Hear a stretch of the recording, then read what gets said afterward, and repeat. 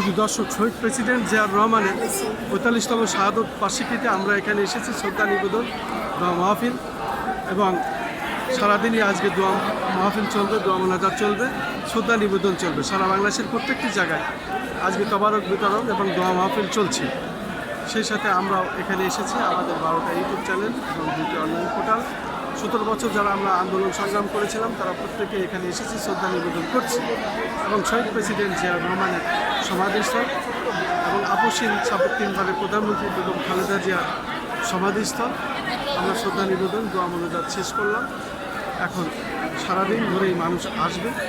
সেই সাথে আমরা মাননীয় প্রধানমন্ত্রী জনাব তারেক রহমানকে আমরা দোয়া মোনাজাত করি, উনি যেন রাষ্ট্র আরও দীর্ঘদিন ভালোভাবে চালাতে পারেন যেভাবে উনি চালাচ্ছেন, এবং ওনার প্রতি আমাদের দোয়া রইল উনি যাতে ভবিষ্যতে আরও ভালোভাবে। প্রধানমন্ত্রী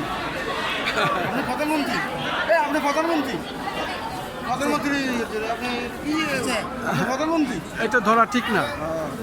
ধরা তো ঠিক না।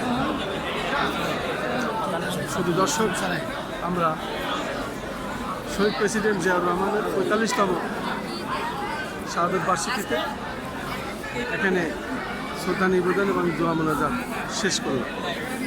আমি কলকাতার মাসুদুজ্জামান, ধারাবাহিকভাবে আমাদের কাজগুলো আমরা করে যাচ্ছি।